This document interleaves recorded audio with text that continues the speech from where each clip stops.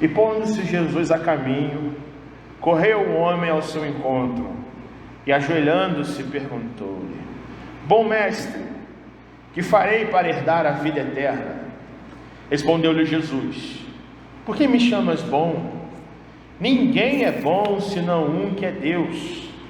Sabes os mandamentos: não matarás, não adulterarás, não furtarás, não dirás falso testemunho, não defraudarás ninguém, honra a teu pai e tua mãe.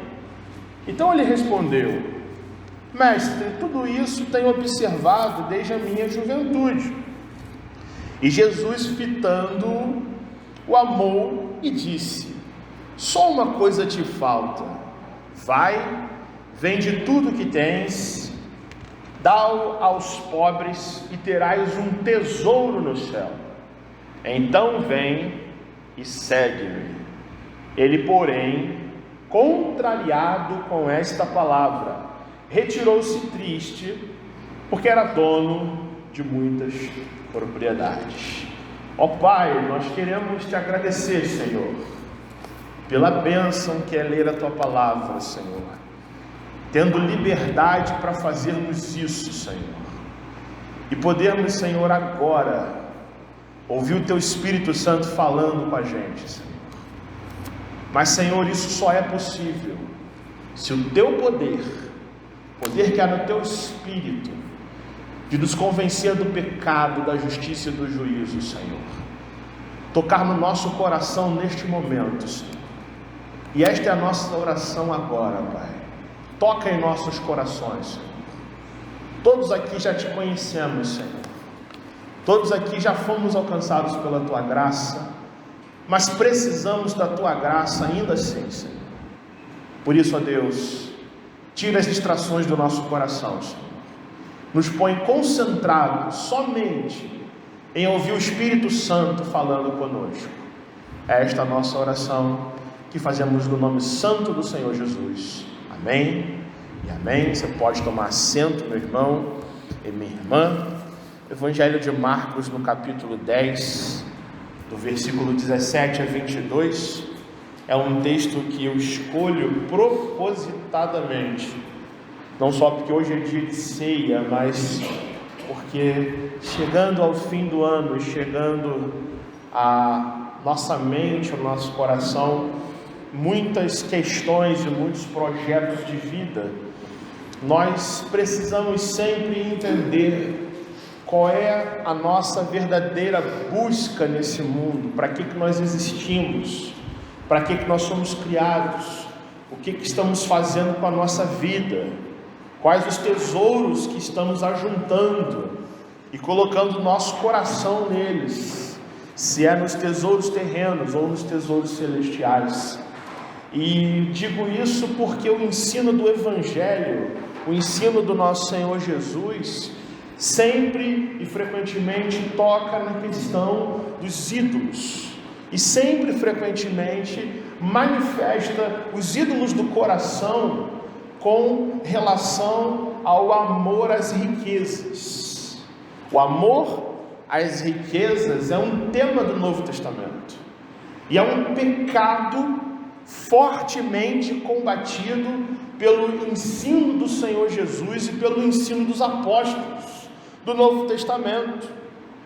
Como qualquer coisa que possa roubar o coração de uma pessoa, amar as riquezas, amar os prazeres, amar os tesouros terrenos, é algo que no entendimento do Senhor Jesus ofusca, obscurece, nubla o amor ao Pai que está nos céus, como desejo do coração de cada pessoa.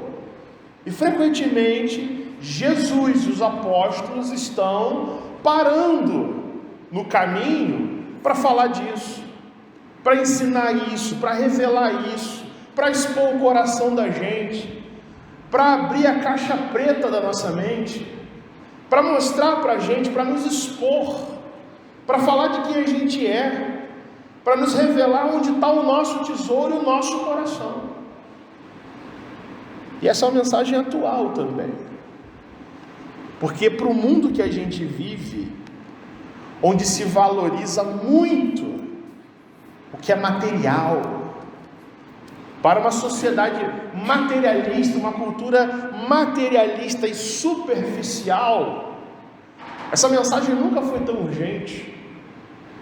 Para uma cultura como a nossa, onde se ensina a amar as coisas e a usar as pessoas, ao invés de amar pessoas e usar as coisas com a sua devida dose e proporção, essa mensagem nunca foi tão urgente, porque a nossa vida, a nossa cultura, a nossa sociedade, o mundo em que vivemos, e muitas vezes até dentro da igreja, nós frequentemente estamos observando pessoas que, por não entenderem o ensino do Senhor Jesus, o ensino do Evangelho, pessoas que vivem mais preocupadas com as coisas terrenas do que com as coisas espirituais.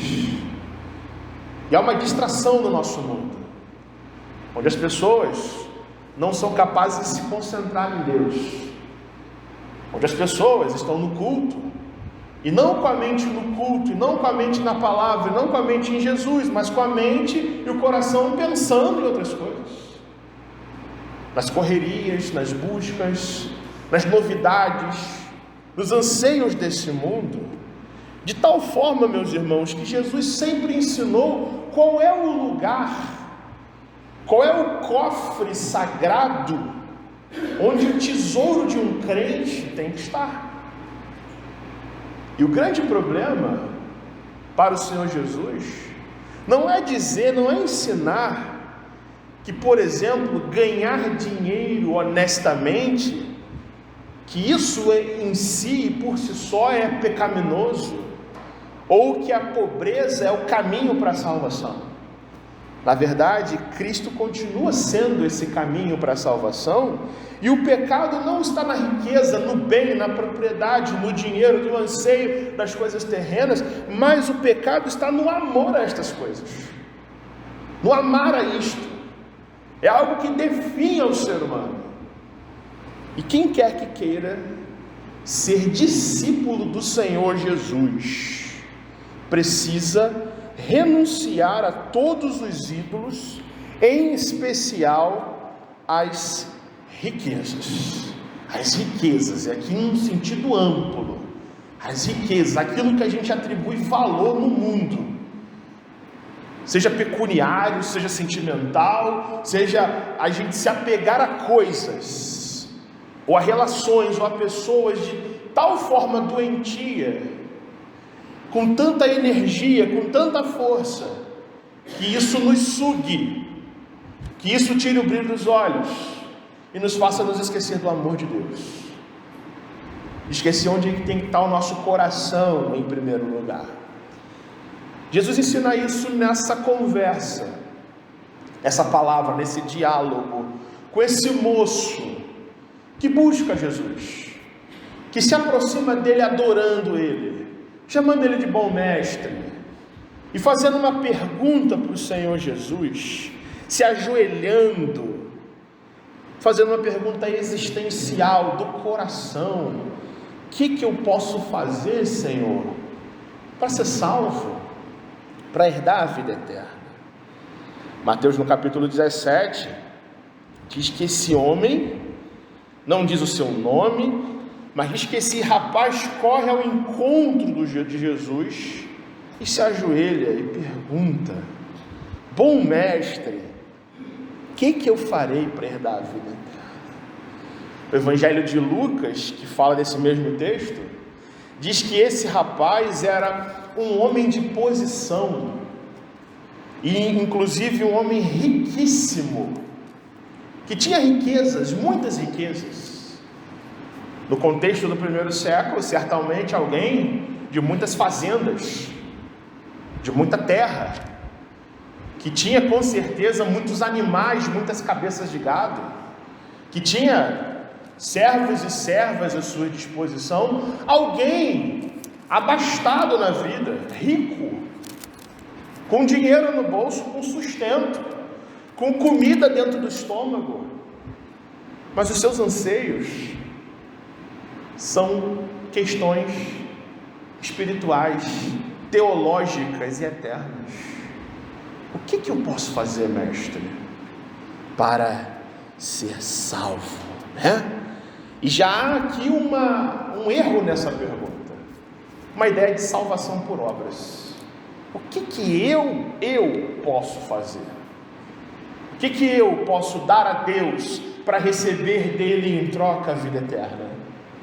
Que tipo de esforço, Senhor Jesus, eu tenho que executar? Que trabalho, que tarefa que eu tenho que desempenhar com destreza e perfeição, a fim de que eu seja digno de ser salvo? É a lógica do moço, é a ideia dele. E aí Jesus não responde ele de imediato, mas rebate essa ideia com outra pergunta no verso 18. Respondeu-lhe Jesus, e se você acompanhar na sua Bíblia comigo, você vai ver isso. Jesus diz assim para ele: por que você está me chamando de bom? Por que me chamas bom? Ninguém é bom senão um, que é Deus. E a preocupação do Senhor Jesus é sempre glorificar o Pai que está nos céus, sempre colocar os holofotes no Pai, e nem nele mesmo ele quer ter glória para si na sua obra. Por que você está me chamando de bom? Bom é o Pai, é o Pai que dá o seu Filho de graça como caminho para a vida eterna, para essa vida eterna que você busca. A bondade vem dele, a obra vem dele. Não se trata do que você tem que fazer, se trata de alguma coisa que o Pai já fez, que você vai descobrir logo mais, jovem rico. Bom é o Pai, e somente Ele é bom, que é Deus. E Jesus começa a falar a respeito da lei do Senhor. Ele sabe que esse moço, além de rico, é alguém aculturado na religião judaica. Ele sabe se tratar de alguém que foi criado dentro da igreja, da sinagoga, que conhece os 10 mandamentos, que ouviu falar dos profetas, que sabe quem é Moisés, que conhece a história do Egito, do Êxodo, sabe quem é Davi, sabe de todas as promessas que vêm do Antigo Testamento sobre o Messias. E porque a lei é da lei do Senhor que vem o conhecimento do pecado, então Jesus toca no assunto da lei de Deus, dizendo no verso 19: olha, meu filho, você sabe os mandamentos. Jesus cita o 6º mandamento: não matarás. 7º mandamento: não adulterarás. 8º mandamento: não furtarás. 9º mandamento: não dirás falso testemunho. E cita Levítico 19:13, Deuteronômio 24, versos 14 e 15, falando: não defraudarás. Não retenha o salário de um trabalhador. Isso está na lei de Deus, não nos 10 mandamentos, mas em Levítico e Deuteronômio. E defraudar alguém é reter a paga de uma pessoa que trabalhou honestamente. Porque para a lei de Deus, não pagar o teu funcionário ou pagar ele mal por ganância é pecado. E Jesus está mostrando isso para um jovem apegado às riquezas, cuja grande questão do coração precisa olhar para a 2ª tábua da lei, do amor ao próximo, como Paulo disse em Romanos, no texto que lemos no culto. A essência da lei de Deus, da 2ª tábua, do 5º ao 10º mandamento, são atos de amor e misericórdia para com o nosso próximo. E aí Jesus quer desvencilhar esse homem da riqueza e e fazê-lo perceber que ninguém, por melhor que seja, consegue cumprir cabalmente toda a lei de Deus, porque está escrito no Antigo Testamento: se qualquer pessoa tropeçar numa única vírgula de toda a lei de Deus, se torna réu, não apenas do pecado que cometeu, mas de toda a lei do Senhor, que foi dada ao homem, não como caminho da salvação, mas como diagnóstico do seu próprio pecado, apontando para a graça que há nesse Deus de salvar e redimir o pecador. Então Jesus toca no assunto da lei. Você conhece os mandamentos, você conhece a lei de Deus, e o garoto responde para Jesus: mestre, olha o que ele fala no versículo 20: tudo isso eu tenho observado, desde que eu sou jovem, desde a minha juventude.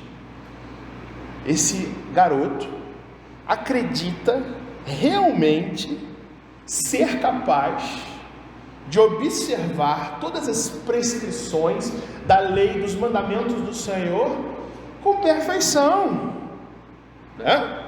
O Evangelho de Mateus, escrevendo sobre esse fato também, ainda diz, o garoto fala isso e diz assim: tudo isso eu tenho observado, o que me falta ainda?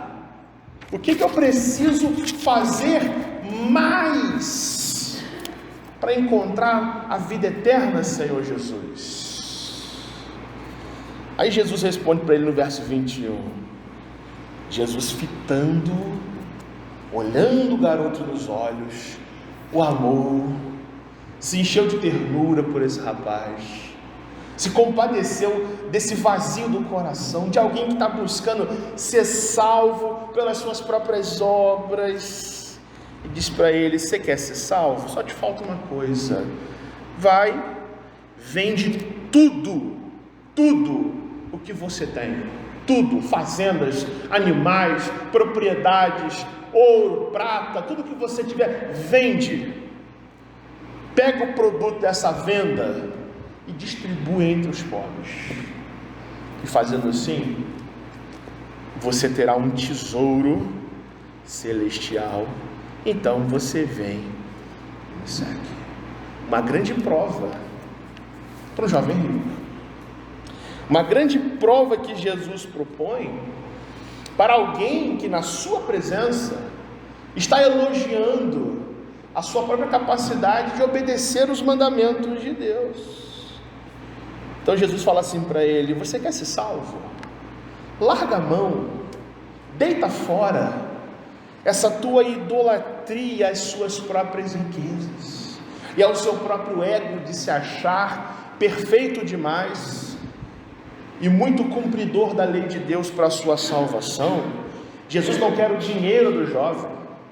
Deus é o Senhor do ouro e da prata, meus irmãos, mas quer saber desse jovem se pela sua atitude é alguém capaz de demonstrar ser alguém que ajunta tesouros lá no céu e não na terra. Logo em seguida Jesus diz: tendo vendido e dado o produto dessa venda aos pobres, aí você vem e me segue, porque eu sou o caminho, eu sou a verdade, eu sou a vida. Você quer andar na vida comigo? Renuncia a quem você é, renuncia ao que você tem, tome a sua cruz, negue-se a si mesmo, então você me segue. Até aí o moço estava empolgado com Jesus, até ele estava numa conversa boa sobre lei de Deus, sobre obedecer os mandamentos, mas Jesus fala isso e diz o verso 22, que ele, porém, contrariado com esta palavra, retirou-se triste, porque era dono de muitas propriedades. Contrariado com a palavra de Jesus. E contrariado, palavra grega stugnazo, é a palavra que se usa para definir um tempo fechado, um céu nublado, A tristeza, a decepção do garoto é tanta que ele fecha o seu semblante para o Senhor Jesus, porque Jesus me fez uma exigência muito difícil de ser cumprida. Vender meus bens? Por que eu faria isso? Eu sou tão bom em cumprir a lei de Deus. Por que eu faria uma coisa tão radical, Jesus? Ele não diz isso, mas a sua atitude é essa: achar que a vida com Cristo, achar que o caminho para a vida eterna seria uma porta tão larga, onde passa a idolatria, o amor às riquezas, e o pior, um senso de salvação, uma falsa sensação de que ele poderia ser salvo por se achar um bom cumpridor dos mandamentos da lei do Antigo Testamento de Deus. Jesus nos fala de salvação nesse texto, irmãos. Eu quero falar com você sobre salvação esse mês todo, porque isso é a necessidade da gente. Porque ninguém pode vir aqui, irmãos, dizer: eu sou bom demais para ser salvo. Ninguém pode chegar aqui e dizer: eu estou num nível de vida, de espiritualidade tão bom, que Jesus não pode me fazer nenhum desafio, que eu não tenho que abrir mão de nada, que a minha vida é perfeita e boa. Salvação, pelo contrário, envolve decisões radicais na nossa vida. Envolve justamente Jesus, aquele que é o nosso Salvador, aquele que é o caminho, aquele que é a salvação, mostrar você, pegar você pela mão e empurrar você para uma porta estreita, para que você entre na vida eterna, não pereça no inferno. Salvação, portanto, é uma decisão radical.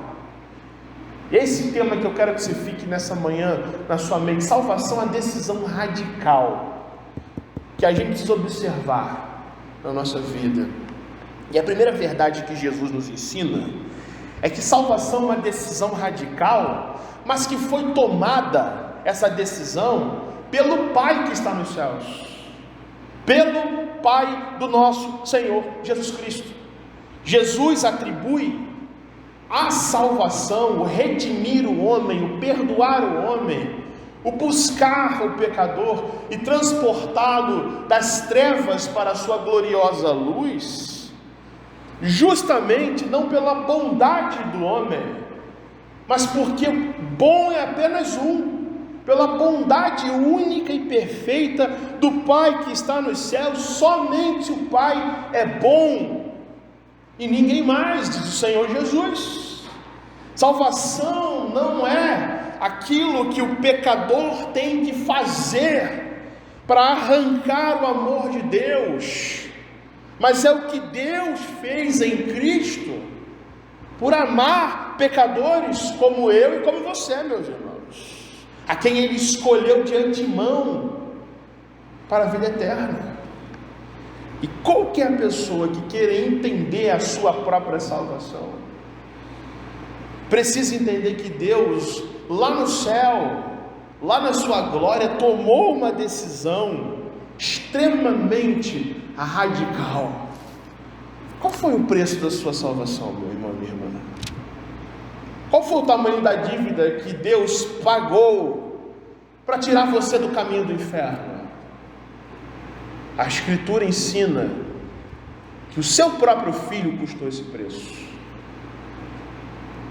que Deus não pagou essa dívida com ouro e com prata, diz o apóstolo Pedro na sua carta. Não foi por coisas corruptíveis como ouro e prata que nós fomos regenerados, redimidos e resgatados, mas por meio do sangue do Cordeiro de Deus, do Senhor Jesus, do Filho de Deus, é que nós fomos redimidos. E Pedro vai dizer do mau procedimento, do vão comportamento que nós recebemos dos nossos pais, que os nossos pais nos legaram, aquilo que a gente já nasce, a nossa genética já é pecaminosa, desde o ventre da nossa mãe nós já somos pecadores.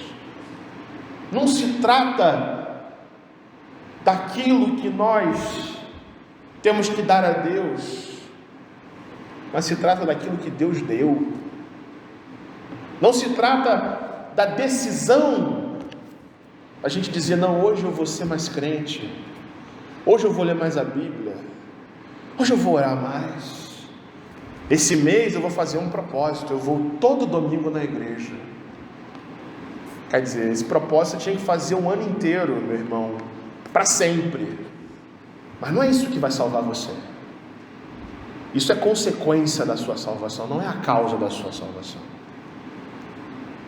Quando Jesus diz que bom é apenas um, e esse um é o Pai que está nos céus, Ele está dizendo que você só não entra no inferno, que você não vai passar a eternidade gemendo em dores terríveis, porque esse Pai, sendo bom, deu o seu próprio Filho para morrer por você. Você já pensou o que significa isso? Quem é bom o suficiente para ser salvo? Quem aqui chegou nessa manhã com essa certeza? Eu sou bom, por isso Deus me ama. Jesus é aquele que diz, não é a sua bondade que te salva, não é a sua obediência que te salva,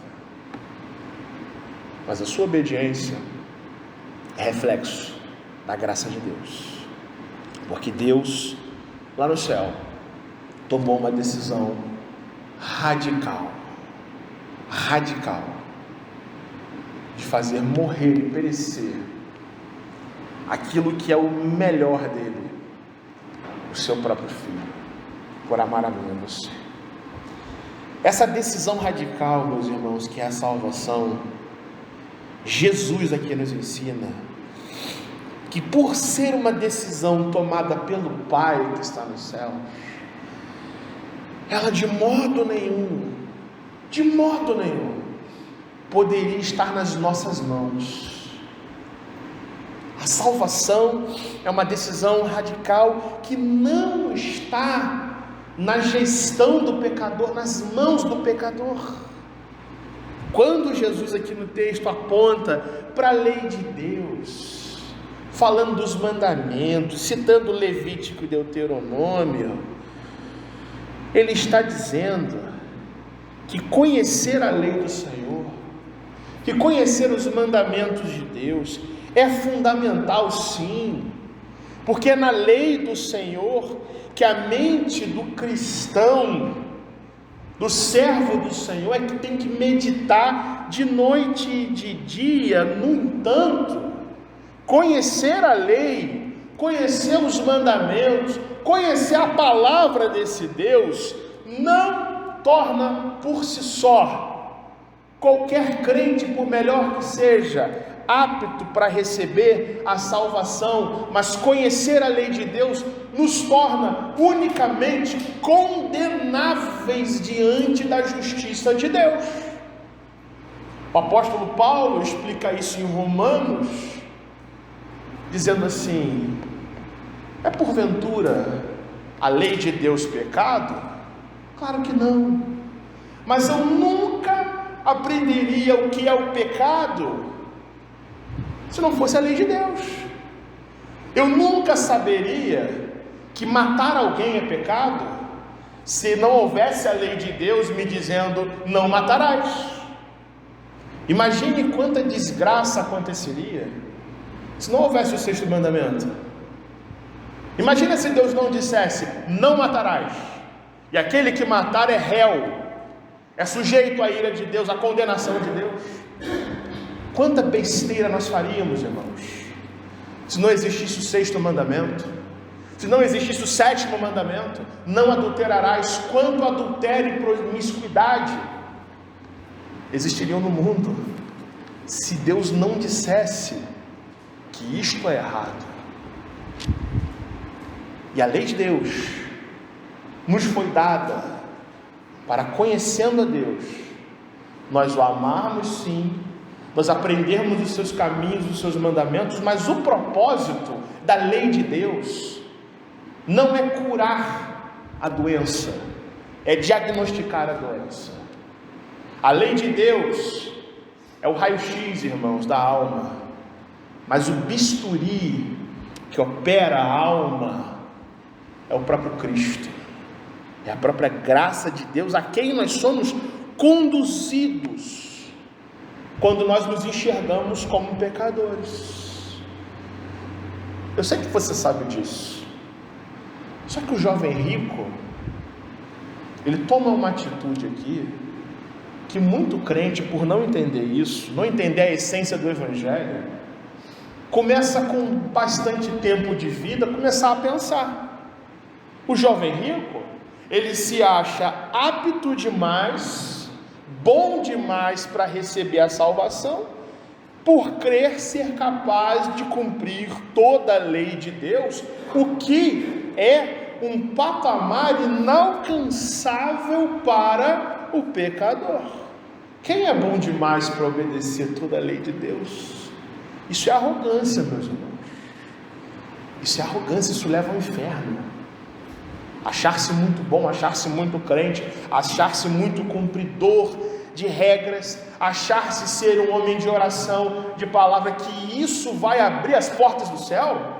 Isso é arrogância, isso é anular a cruz de Cristo, pela nossa própria vaidade e pelo nosso próprio ego. E Jesus nos ensina que a salvação é uma decisão radical de Deus, que não está nas suas mãos sujas e nas minhas mãos sujas, para manipularmos, para decidirmos a nossa salvação. E louvado seja Deus que assim seja, porque se não fosse assim, ninguém seria salvo. Todos pecaram, estão destituídos da glória de Deus, somos regenerados por meio da graça, mediante a fé no Senhor Jesus, em quem nós encontramos a perfeição de Deus. Jesus também ensina que a salvação, sendo uma decisão radical, tomada por Deus do céu, e que não depende das nossas mãos sujas de gerir, ela implica em uma grande renúncia para nós, meus irmãos. Jesus ensina, provando esse rapaz, que todo aquele que quer contemplar a glória do Senhor, que quer receber, que quer entender a sua salvação, precisa renunciar a si mesmo, tomar a sua cruz e seguir o Senhor Jesus. Jesus manda o rapaz provar que ama a Deus mesmo. Você é bom? Você obedece à lei de Deus? Você tem observado todas essas coisas desde a sua juventude? Faz uma coisa: renuncia a tudo então, vende tudo, quebra com essa idolatria, quebra com esse amor às riquezas, então você me segue. Você quer ser salvo? Então confie na minha palavra, faça o que eu digo, e você vai ter um tesouro. Jesus quer abençoá-lo, quer fazê-lo mais rico do que ele é na terra, é rico nos céus. Aí o moço fica triste. Não era hora desse garoto então se ajoelhar e falar: Jesus, eu vou fazer isso, é agora, eu quero a vida eterna, eu vou vender tudo que eu tenho hoje, amanhã eu estou distribuindo tudo para os pobres, eu vou seguir o Senhor. É isso que lemos? Sai contrariado. Muito difícil, Jesus, essa vida contigo. Muito complicado, né? Renunciar. Nossa, não dá não. Eu achava que era uma coisa mais leve essa vida contigo. Eu achava que era só ser bonzinho, fazer tudo direitinho, pagar meus impostos, pagar o salário dos meus trabalhadores. Poxa, eu sou tão bom, eu sou uma pessoa tão boa, eu cumpro a lei, não mato ninguém, nunca adulterei, nunca tomei o que era de ninguém, nunca falei mal de ninguém mentindo, nunca defraudei ninguém. Oh Jesus, que vida difícil essa tua, hein? Marcos diz que o rapaz renuncia a esse tesouro celestial, fica triste, fecha a cara, não quer seguir a Jesus, porque o amor à riqueza ofusca a bênção eterna. No texto seguinte, Jesus vai virar para os seus discípulos e vai dizer: vocês estão vendo? É muito difícil, dificilmente um rico vai entrar no reino dos céus. É mais fácil um camelo passar pelo fundo de uma agulha do que um rico desse jeito, apegado às riquezas, entrar na glória. O amor ao dinheiro, irmãos, é a raiz de muitos males. O que tem sido a sua riqueza? Onde é que está o nosso tesouro? Onde é que a gente está botando as nossas esperanças? O que está fazendo a gente perder sono de noite? O que ocupa a gente, angustia a gente, tira o ar da gente 24 horas por dia? É o dinheiro? É o saldo da conta bancária? É o jogo de futebol? Tem torcedor aí brigando, batendo um no outro. Por causa de quê? Ídolos, quando se erguem na nossa vida, irmãos, ofuscam o amor de Deus. A palavra de Deus diz que o preço de toda idolatria é sempre pago em sangue. Não entra no reino de Deus aqueles que são idólatras, que se corrompem pelas riquezas, pelos prazeres, pelas esperanças, tão somente do mundo. O que rouba a sua atenção? O que é tão especial na sua vida que coloca Deus no banco de reservas? No caso do jovem rico, por ele ser dono de muitas propriedades, ele ouve a palavra do Senhor Jesus, ele ouve o convite da graça para satisfazer uma pergunta que ele mesmo fez para Jesus: o que eu tenho que fazer de bom para herdar a vida eterna? Ele quer salvação. Jesus dá o caminho da salvação e ele pula fora. Jesus abre uma porta e diz: atravessa, e ele não atravessa. É isso que o pecado faz. É isso que o amor às riquezas faz. Onde você tem colocado o seu coração? Qual é a riqueza da sua vida, meu irmão? O Evangelho diz que onde está o nosso tesouro, aí estará o nosso coração. A palavra do Senhor Jesus. Onde está, portanto, o teu coração e o teu tesouro, meu irmão? Cristo faz essa mesma pergunta a nós. Você é capaz de demonstrar a sua salvação em obras de justiça, de louvor a Deus? Você é alguém capaz de negar a si mesmo, negar as suas próprias opiniões, negar os seus próprios conceitos, tomar a sua cruz e seguir ao Senhor Jesus? Cristo abre a nós essa porta de graça, irmãos, porque a salvação é uma decisão radical que implica uma grande renúncia para nós, que é a renúncia ao nosso próprio eu, o amor às riquezas, da gente entender e identificar qual é o nosso verdadeiro tesouro: dinheiro, propriedades, carreira profissional, até pessoas a quem amamos.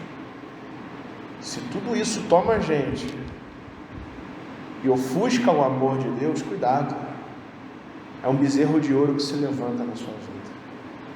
Quem quer seguir o Senhor Jesus tem que ser radical com a vida, porque a salvação é uma decisão radical. Essa manhã a gente aplica essa palavra, um 3 palavras práticas para nós nessa manhã.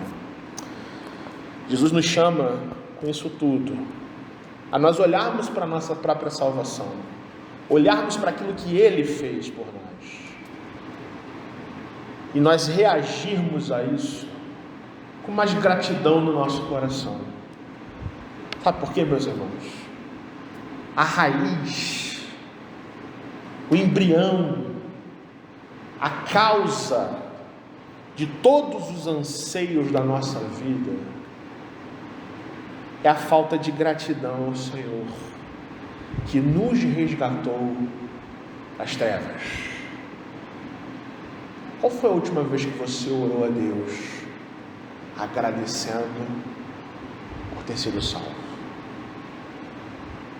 Qual a última vez que, ao orar ao Senhor, agradecendo por tantas coisas, você se lembrou de falar com Ele sobre salvação?